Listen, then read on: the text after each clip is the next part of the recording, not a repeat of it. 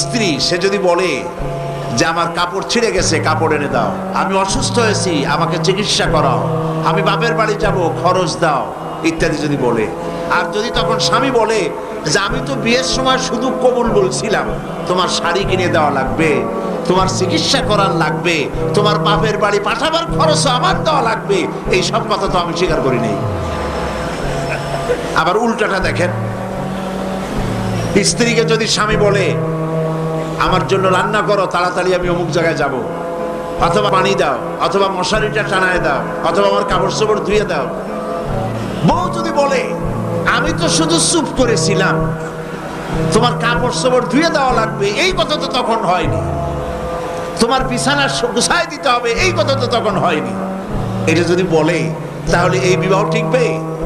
টিকবে এই বিবাহ?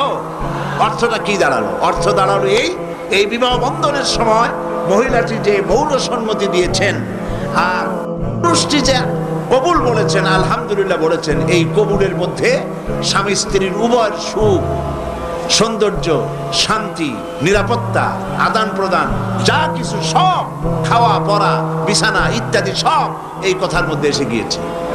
স্ত্রীর পুরো দায়িত্ব স্বামীর উপরে এসেছে, স্বামীর পুরো দায়িত্ব স্ত্রীর কাছে চলে গিয়েছে একটা কবুল শব্দ বলার কারণে।